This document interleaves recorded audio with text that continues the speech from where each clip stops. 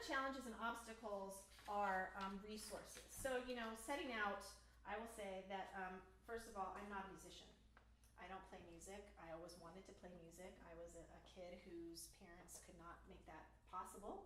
We financially couldn't do that. I was raised by my mom. My parents were divorced. And so I never got that opportunity. And I really didn't get to play music until the year after we started Girls Rock Camp. Many Girls Rock Camp organizations have what's called Women's Rock Retreat or Ladies Rock Camp. So several of us volunteers decided, you know what, we should go and do this to see what it is we're asking of our campers. So several of us went down to Girls Rock North Carolina and participated in their Women's Rock Retreat. And it was amazing. It was one of the most terrifying and exhilarating experiences of my life. I was in a band. I played bass on one song, and I was lead singer of a punk song called Hormone Whiplash. And it was just amazing. Loved it. And so that really gave us a lot of insight into that. But so, Kim and I weren't musicians. So first of all, we had to find musicians. And what was really interesting was we started to go out, talk to people in the community. A lot of the people who are running music-related events and organizations in Roanoke are guys. And so we'd say, hey, do you know a female drummer? And they'd be like, and they couldn't name one, right? So we needed a drum instructor. Where are we going to find them? We started asking. It was really difficult. So in addition to sort of the expertise and the knowledge, there was also equipment I talked about. We didn't have any equipment. We borrowed a lot of equipment the first year. Although there were certain issues around that, which goes to suspicion, which is, oh, this is our equipment and it's expensive and it's good and maybe you don't know how to use it and so we don't want you to touch it kind of thing. So there was some of that negotiation about, and we by the time we did have camp, we did have musicians, female musicians working with us, but there was still that suspicion around, do you really know what you're doing, right? And one of the things that's really important for us is to role model for the campers. So we want all female folks doing the work, working with the amps, working with the soundboard, doing the lights, so that they see, oh, look at these women are doing this, I can do that too. And so if a guy steps in to take over, that sends the wrong message. That says, oh, you're not competent and you can't do that. So there were those issues. Space, again, resources, space and money, again, tends to be controlled a lot by men, not entirely, and that's been shifting in Roanoke. It's in the time that we've done this, but early on, that was our perception. Again, social networks and knowledge. So it's taken us, it's 4 years and we're still building our social networks. We're still finding people who are interested in the work we do or who want to work with us. And really that's sort of the key. As a community-based organization that's volunteer-run and nonprofit, you have to rely on your community and build those relationships. That's the only way to be sustainable. So I already talked a little bit about suspicion, but then also whiteness and racial privilege. This is an organization that was started by 2 white women.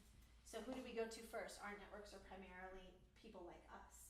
And if you really want to represent your community, you can't limit yourself in that way. Right? And so again, you have to reach out, you have to build relationships with other folks and together create this organization to be inclusive. And that's hard work. It doesn't come easy. We all know how challenging it is to work across social differences in our society generally, right? And so to do this focus just on this organization, there we go. It means that we have to be consciously attentive, self-reflective about what we are doing, and catch ourselves, when we're not doing the best that we can. And so we want to constantly be attentive to that. Another thing I wanted to mention is that there's a lot of use of at-risk youth, that language of at-risk youth, and that's something that we really avoid in Girls Rock because, first of all, that term is really racialized and it tends to be associated with non-white populations, and which is problematic itself. And secondly, we would argue that all girls are at risk because they live in a sexist society, and so these things that we're trying to address affects all young people, right? So we try to work against that as well. And then finally, fundraising in the nonprofit context. Doing this kind of work is difficult because it takes money, and we have volunteers. We can't keep relying on people to work for free. These are artists, many of them, right? Musicians and artists, they deserve to be paid for their work, to be paid for their skill. And so over time, we've gone from, the first year I think we offered $100 to our band managers.